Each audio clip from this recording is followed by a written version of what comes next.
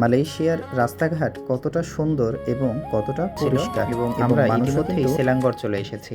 আর সেলাঙ্গড় ঢুকতেই দেখা যাচ্ছে পাহাড় এবং পাহাড়, কি অপরূপ দৃশ্য।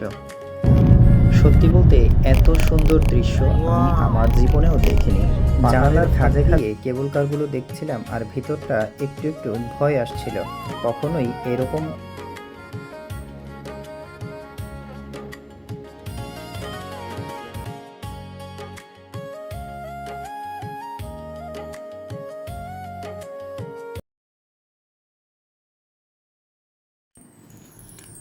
আজ আমরা যাচ্ছি মালয়েশিয়ার বিখ্যাত গ্যান্তিং হাইল্যান্ডে। এখানে যাব করে লাস্ট 10 বছরই ইচ্ছা ছিল।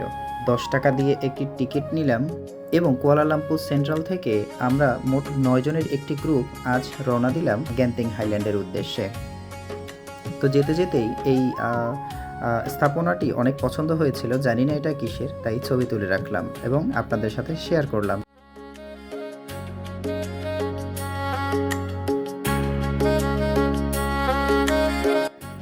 দেখুন মালয়েশিয়ার রাস্তাঘাট কতটা সুন্দর এবং কতটা পরিষ্কার, এবং মানুষও কিন্তু ট্রাফিক মেনে চলে।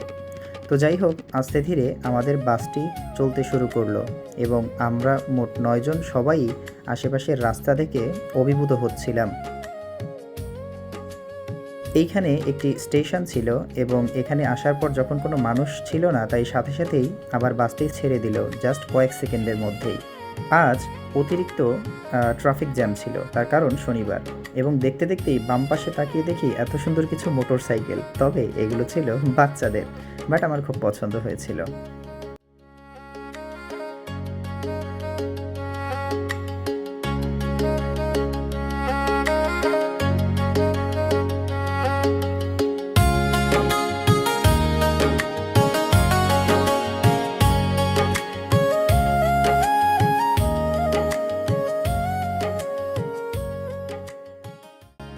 যতই গ্যান্তিংয়ের কাছাকাছি যাচ্ছিলাম, চারিদিকে পাহাড়গুলো যেন একটু একটু করে বাড়ছিল।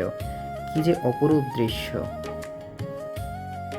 আজ আমাদের কুয়ালালামপুরে এত বেশি ট্রাফিক জ্যাম ছিল যা বলার বাইরে। কুয়ালালামপুরের মাঝখান থেকেই একেবারে বাস চলছিল এবং আমরা ইতিমধ্যেই সেলাঙ্গড় চলে এসেছি। আর সেলাঙ্গড় ঢুকতেই দেখা যাচ্ছে পাহাড় এবং পাহাড়, কি অপরূপ দৃশ্য।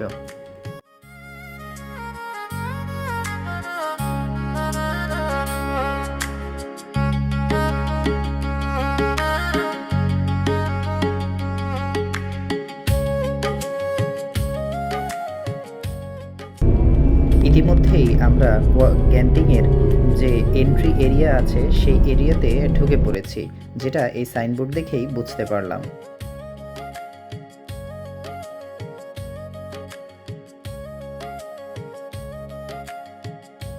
গ্যান্তিংয়ের রাস্তাটা এত বেশি উঁচু নিচু ছিল এবং পাহাড়ের কোল ঘেঁষা ছিল, দেখুন আমাদের বাসটা উঠতে কিন্তু অনেক কষ্ট হয়ে যাচ্ছিল, এবং বাসটার খুবই ভালো একটি ইঞ্জিন ছিল। আপনারা দেখতেই পাচ্ছেন কত পরিশ্রম করছিল আমাদের ড্রাইভার বেচারা।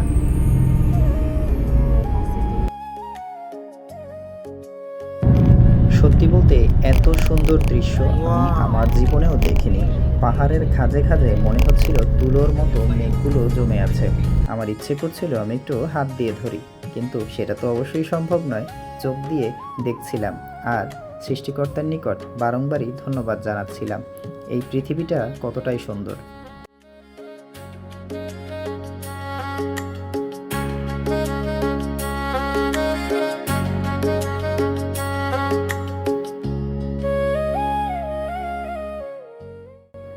যতই গ্যান্তিংয়ের কাছাকাছি যাচ্ছিলাম, আকাশ যেন ভারী হয়ে আসছিল।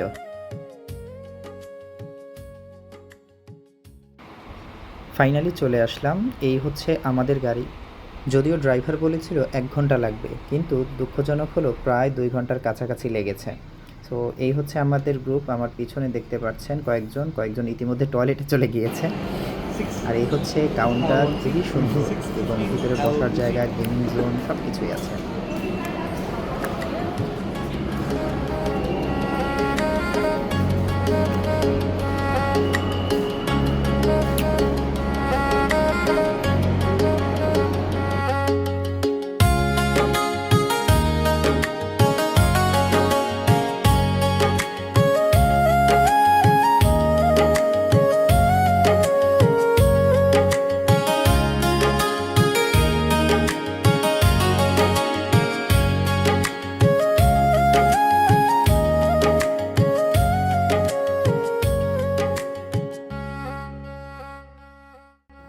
তো এই হলো টিকিট এরিয়া। এখান থেকে আপনি টিকিট নিতে পারবেন কেবল কারের টিকিট হচ্ছে মাত্র 20 রিঙ্গিত।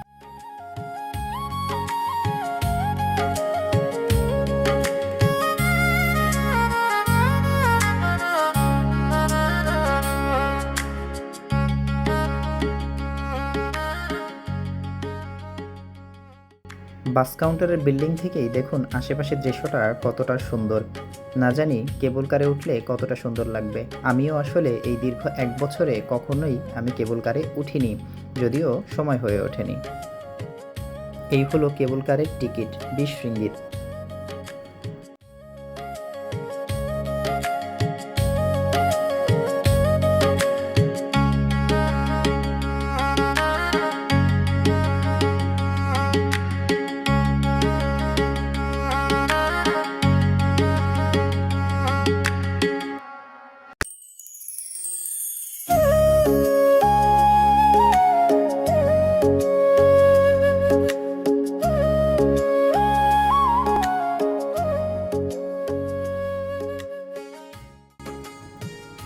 জানালার ফাঁক দিয়ে কেবল কারগুলো দেখছিলাম আর ভিতরটা একটু একটু ভয় আসছিল।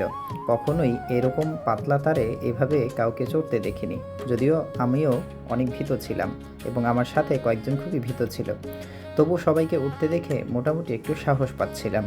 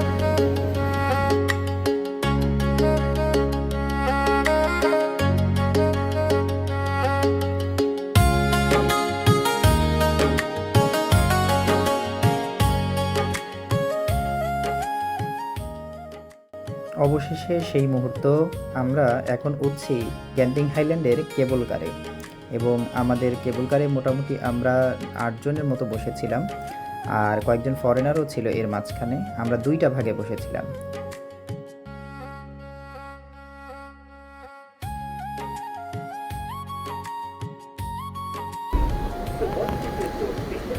দেখুন, সুবহানাল্লাহ, কি অসাধারণ দৃশ্য।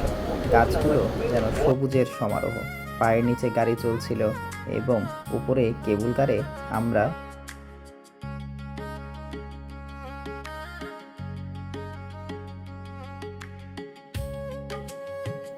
ওই যে উপরে ডান পাশে দেখতে পাচ্ছেন ত্রিকোণ আকৃতির, ওটা হচ্ছে একটা চীনা টেম্পল, অর্থাৎ চাইনিজ টেম্পল। আমরা এখানেই যাব, এটা হচ্ছে আমাদের প্রথম স্টেশন।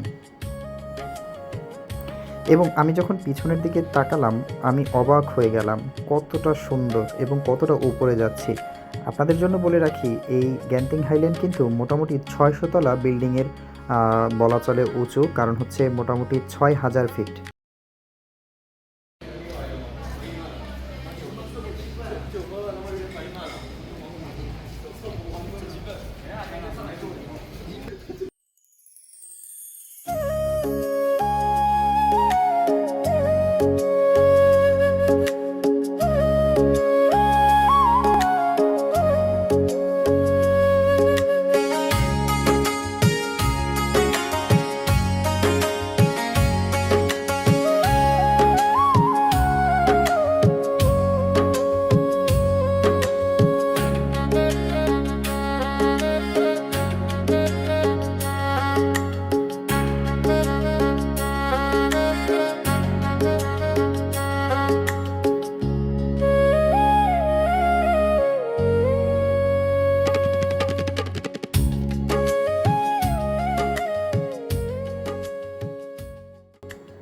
এখন আমরা আস্তে আস্তে নিচের দিকে কয়েকটা লিফট পেরিয়ে যাচ্ছি চীনা সেই টেম্পলে। তবে এর মাঝে একটি ঘটনা ঘটে গেছে। দেখুন, আমার সামনে একটি বাংলাদেশি ফ্যামিলি আছে, তারা আমাদের রাস্তা ব্লক করে রেখেছিল। তারা 5 জন মিলে 3টা বাচ্চা এবং 2জন বাবা মা। তারা রাস্তা ব্লক করায় পিছনে প্রায় 30-40 জনের একটা ভিড় লেগে গেছে। আমাদের লিফটে অবশ্যই হাতের বাম সাইডে দাঁড়াতে হয়, এইটুকু বেসিক তাদের জানা নেই। যাই হোক, চলুন এগিয়ে যাই সামনের দিকে আর ঘুরে দেখতে থাকি চীনা টেম্পল।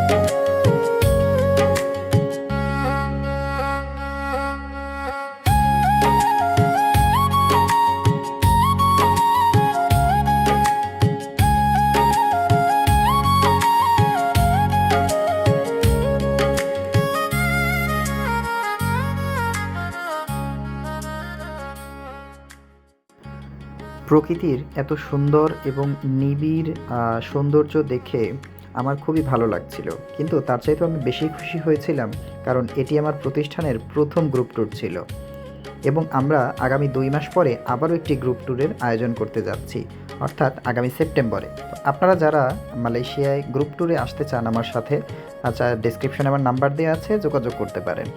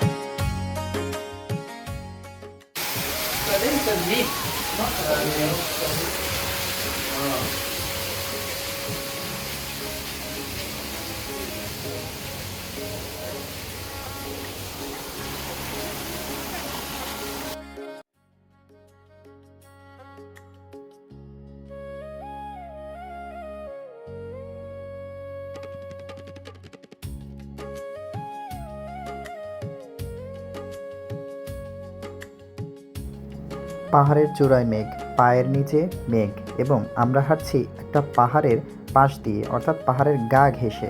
পাহাড় কেটে এই রাস্তাটা বানানো হয়েছে। আর এই যে আপনারা দেখছেন যে হাতের পাশে এই যে ধরার জন্য যে ইয়েটা দেয়া আছে, এটাও পাথরের। এই রাস্তাটাও কিন্তু সম্পূর্ণ পাথর কেটেই বানানো হয়েছে। আর পাথরের ফাঁকে ফাঁকে এরকম কেটে দেখুন কি সুন্দর স্থাপত্য শৈলী তৈরি করা হয়েছে। এই ছোট ছোট স্থাপনাগুলো অনেক সুন্দর এবং তার পাশে রয়েছে এই মূর্তিগুলো।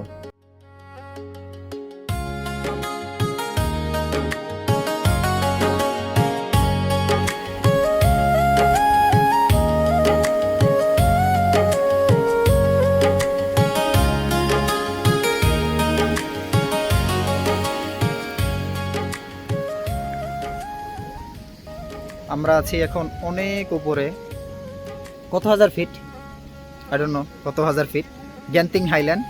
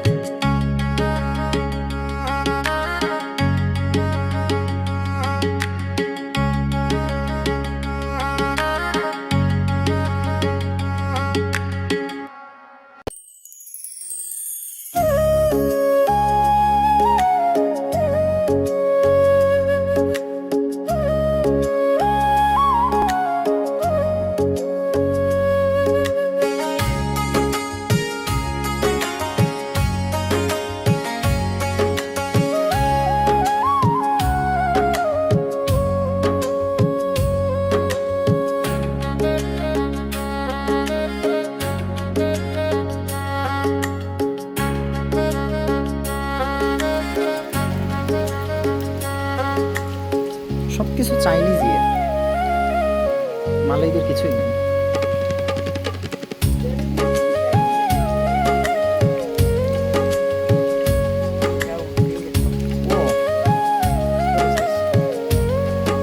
Let's go down.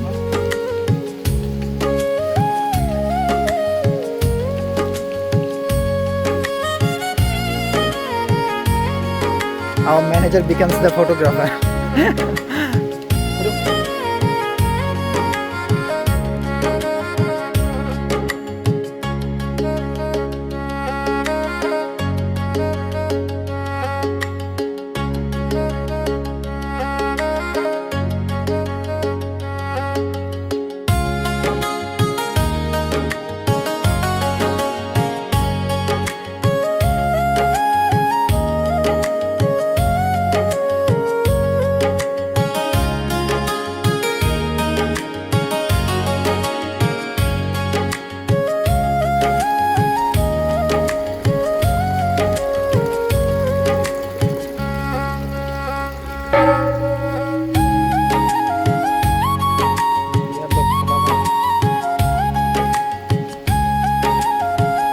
Manager from India.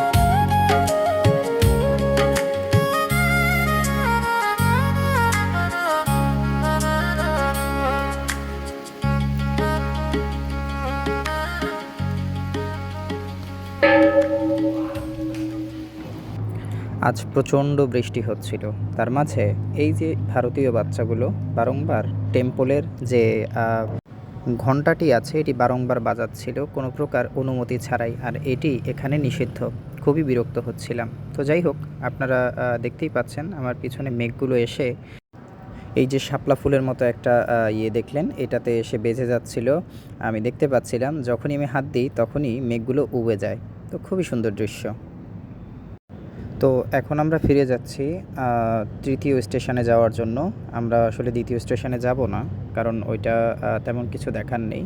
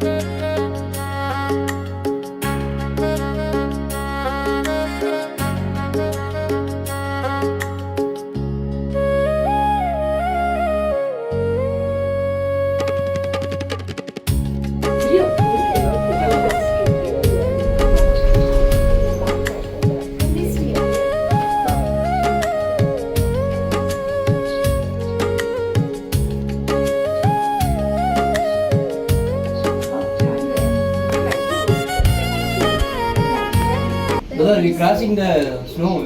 Yeah. Yes.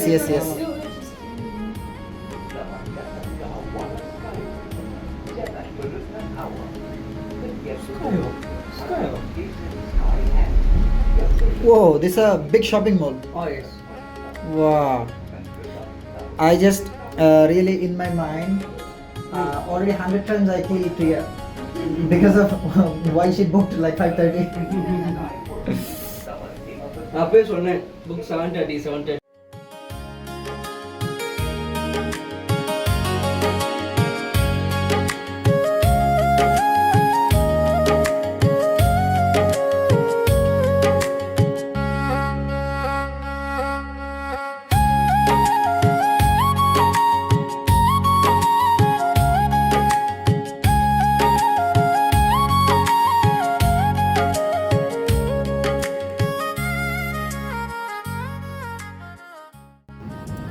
ছয় হাজার ফিট উপরেও দেখুন কত বড় বড় বিল্ডিং এবং স্থাপনা।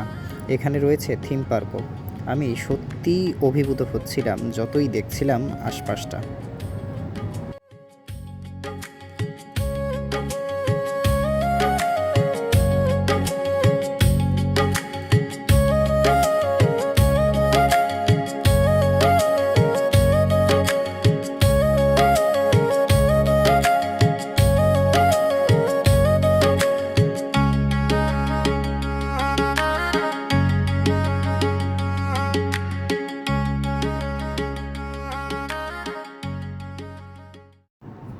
তো ফাইনালি আমরা চলে আসলাম আমাদের তৃতীয় স্টেশনে।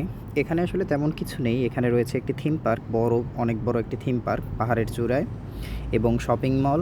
আর আমরা যেহেতু কেএলে থাকি, সো কেএলে কুয়ালালামপুরে আসলে শপিং মলের অভাব নেই। সো গ্যান্তিং আসলে শপিং করার জন্য নয় বা আমাদের জন্য নয়, আমাদের উদ্দেশ্য এখানে আমরা একটু ঘোরাঘুরি করব এবং হালকা খাওয়া দাওয়া করব। আর আমাদের যারা গ্রুপের বাকি যারা আছে তারা একটু আশেপাশটা ঘুরে দেখতে চাচ্ছিল।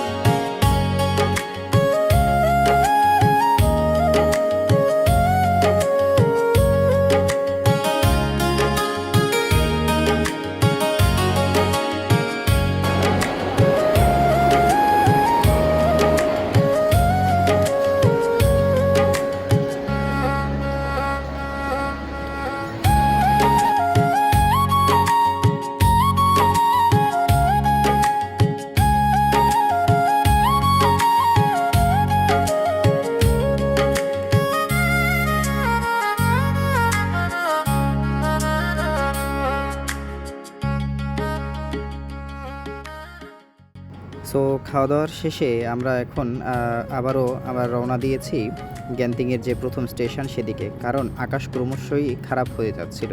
আপনারা দেখতেই পাচ্ছেন কি পরিমাণ মেঘ, পাশাপাশি বৃষ্টি এবং ঝোড়ো হাওয়া। এখন অবস্থা খুবই খারাপ, আপনারা দেখতেই পাচ্ছেন পিছন দিকে আমার কি অবস্থা।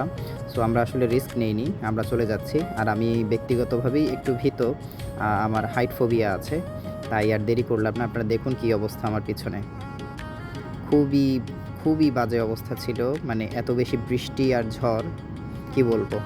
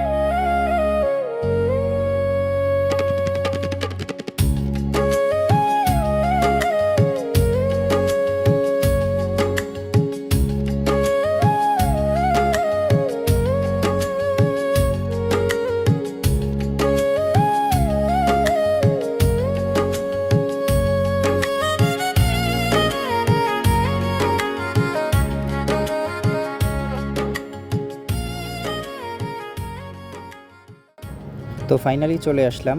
যাবার সময় অনেক ভিড় থাকলেও আসার সময় কোনো ভিড়ই দেখলাম না। আর আমি অনেক ক্লান্ত ছিলাম, তাই ভাবলাম একটা ড্রিঙ্কস খাওয়া যাক। নিয়ে নিলাম একটি 100+, যেটা আমার খুবই পছন্দের এবং প্রিয়। আমাদের কুয়ালালামপুরে 1 রিঙ্গিত 70 পয়সা হলেও এখানে প্রায় 4 রিঙ্গিত নিয়েছে একটি 100+। তো এই ছিল হচ্ছে আজকের ব্লগটা। পাশাপাশি আমাদের বাসও অলরেডি চলে এসেছে।